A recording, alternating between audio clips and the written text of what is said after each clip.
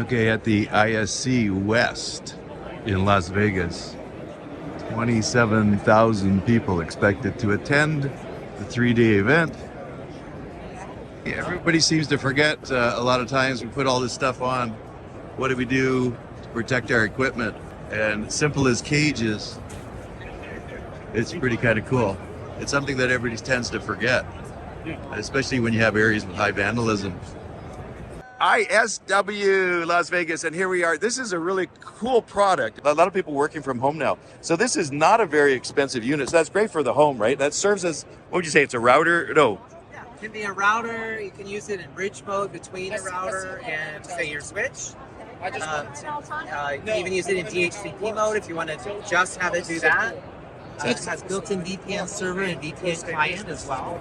See, that's a great little package. Now, what's this one typically, the small one? What would that be used for? So that can be used as a travel router. For instance, I have it in my hotel room right now. You know, I was running across this problem last night, and I'm going, oh, geez, I'm on a hotel system, and I can see everybody around me, and I'm not hacking them. But so this would be for the hotel. So you can put it in a hotel, and then you can have it VPN back to your office or your home. Yeah. It has a built-in VPN client, so you don't have to turn anything on, you don't have to do anything. It just connects you back home, and you can check your cameras or do your banking or whatever you want to do securely. So Key Cafe, and we're here with Ashley, and this is pretty cool. It's a key control system. I like it for police stations and large facilities for keeping track of who's got what car, or even who's got what master key system, right? Exactly. Now show me this. This is totally expandable. So you can start with the one unit, and then you just add on the units. Like, this is unbelievable. So you can get the customer has one, or you can start with one, and fully expandable. And the price is pretty decent. So it's all good stuff. 1-2 Lock has a whole pile of locks, and I'm here with Terry. Hi, how are you? And he's right from Norway, and I've never seen Terry spelled that way. It's Taddy in Norwegian, but Taddy? but that's too difficult for you guys to say. It is way too It difficult. becomes Terry.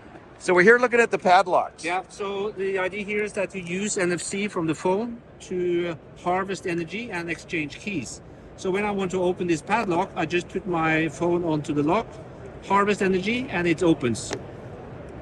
And then when you want to close it again, it's just like a normal padlock, and just shut it. So we have made this solution into different type of products. We have padlocks, we have cabinet locks, looking like this, like a standard.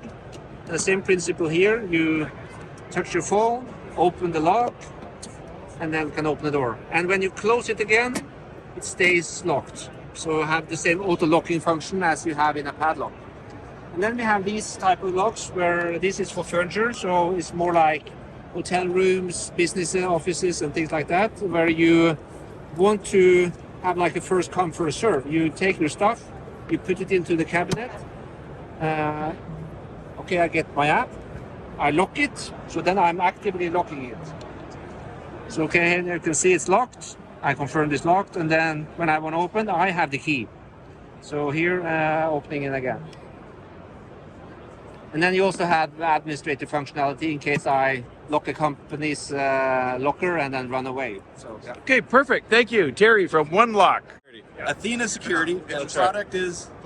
So we have Open Gate from Chea. Okay. And we're actually doing integration. And so as you walk through, we'll see you on that tablet. It detects weapons, Yeah, metal, based on large ferrous. objects. Yeah, based on ferrous and non-ferrous metals that are coming through in transit, the size, shape, and mass of what's coming through.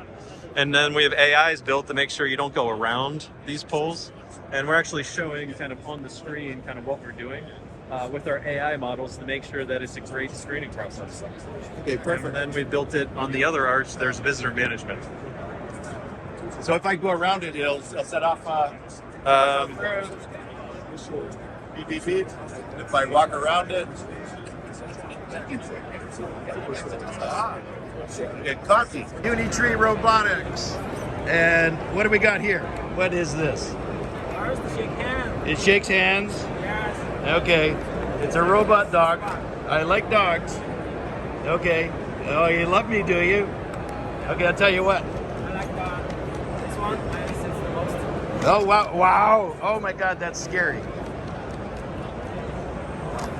Okay. Okay. Yeah, you better. Okay. Okay, let's see what happens. Are we ready? Are we ready? Wait a second, he's dancing. He's what? Oh, he's dancing. Oh my goodness. I don't like that dance. You haven't make it finished. Yeah. Okay. He likes you the most. He dances. Okay, he's controlled. Okay, let me give him a kick. I'm a bad guy. I didn't do it good enough. Yeah, I'm right footed. Okay. Oh, no. Okay, okay. Okay. 气泡，不要让客户去看。Okay, sorry. 镜子。 Oh, he's not dead. Nope. Oh, look at that. Oh, that is so cool. And there's the fancy one. And AirSight, this is a really, really cool thing. It detects drones. Drone detection, yes, sir. So we go out and we're detecting drones that are flying in your airspace that aren't necessarily supposed to be there. We give you the information so that you can respond to them and take care of that problem. And it's interesting. So that's over there. There's RF detection. You have an RF sensor. It's passive RF. It's listening for the RF frequencies. And if you have somebody who's specifically trying to fly without RF, we do have a radar solution that's married to a PTZ camera. So it gives you a visual image from the camera that shows you and confirms that it is a drone. And if it had a payload on top of it as well. So I can see a lot of people would want this for their estates. Now so we detect it. We can't interfere with it though, can we? Right now it's illegal to physically interfere with a drone because that breaks an FAA law, and it's illegal to interfere with the signal because that's an FCC violation. But what it does is gives you the notification so that you can interact with law enforcement and to respond. And number one, make the pilot cease and desist, and number two, to see what their intentions were. Now the bottom line is, if it's on, let's say I got an acreage, theoretically, I had an acreage and I got a drone flying, and I take out my goose gun and let it have it. What do you call that? Well, we call that old school, and you're kind of on your own in what you do with the consequences there. But it is a remedy we've seen people use in the past. But you don't have anti-drone. Your company's not into anti-drone measures, just detection. Well, we have some integrations that we can use, but we can only use those internationally where it is legal to jam the drones. Yes. And what countries are besides any Western countries that you can interfere, where you can actually interfere with the drone? I don't know the complete list, but several of them do allow it because it is sanctioned that they're allowed to use them. I know in some third world countries they haven't even figured this out yet. No, in some third world countries they're using them very explicitly for nefarious purposes. Yeah. Okay. Now this would be interesting. On another side note, paparazzi, when they fly some zones, sort of persons of interest or protected persons. They use drones extensively to capture those pictures, capture people at their personal pools. So we have a lot of clients, both personal and obviously corporate, that use it because they want to know if drones are even flying around their personal estates. Yeah, this is perfect. Oh, this is really interesting. Well, thank you very much. Okay, with Booty, and I'm at the ISC conference, and I'll let you talk about the padlocks. What do we got here? Yeah, so we are from Digipass Technologies Inc. EasyTouch brand. So what we have here are 5th generation smart padlocks. So you can use padlocks and unlock with a phone like this. Just wake it up, and then once it's detected, it will pair. And once you pair it, you can unlock it. Very simple. So at this point in time, what it does is that it set information of who went where up to the cloud, so you know who accessed it when and where. You can also use our fobs to unlock it. So these fobs are based on NFC. So again, wake it up, and then just tap on it, and that's it. Simple. And this is waterproof, so in case anything happens here. So let me just take this out, lock it back. Yeah. So it's locked, and then even like that. So I'm gonna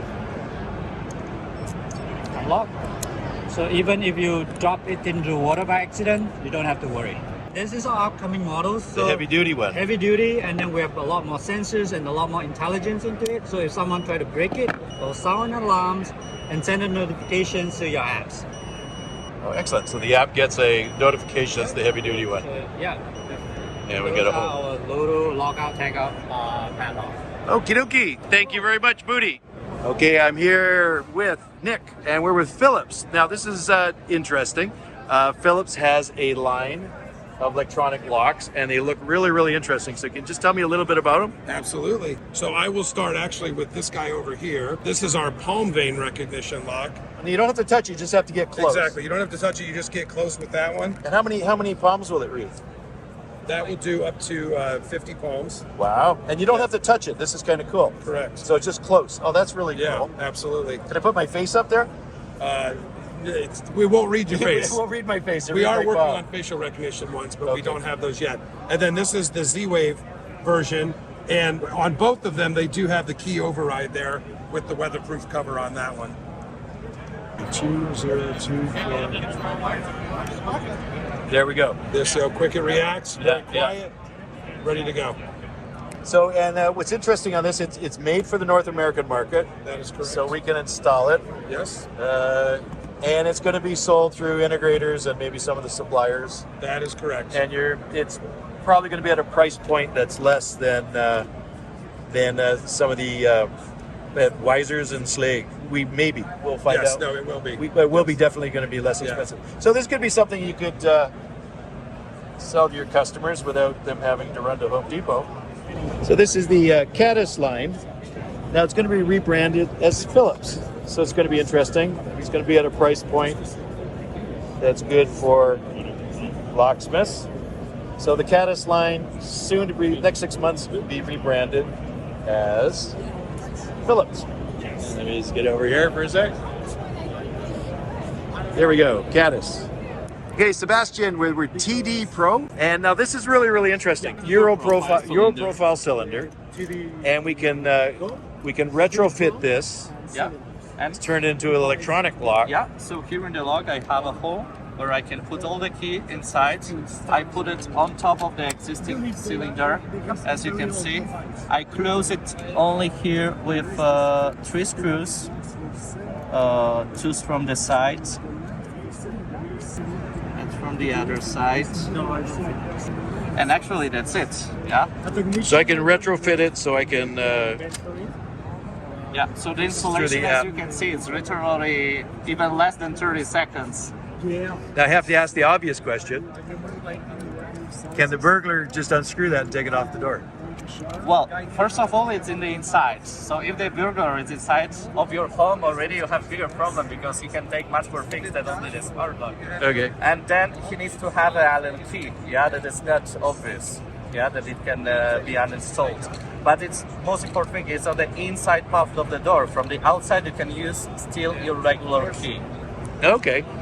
And they also have a retrofit. You can retrofit deadbolts. Yeah. With the idea we can retrofit. On the American deadbolt, you take off the original temp turn from the inside part. Okay. And you replace it with this adapter. Oh, so this goes inside? This goes inside, of course, yeah. Okay. And then you have this kind of shafts that match all American deadbolts. We have 4 different sizes. You put it here, and on top of it, you put the device, and it's the same logic of the installation that before. And you have a motorized thumb turn because interesting. It's a smart lock, but often I call it motorized thumb turn because it really explains what it does. I like that idea. Okay, now this is interesting. So it's on. Keep the so I could have a good high security lock on the outside. Retrofit on the inside. What's the price point on something like this? So the public price of this device is around $200 of the version that we call Teddy Go, and Teddy Pro it's $400.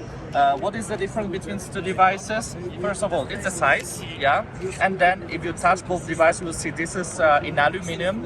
It's much heavier. This is in plastic.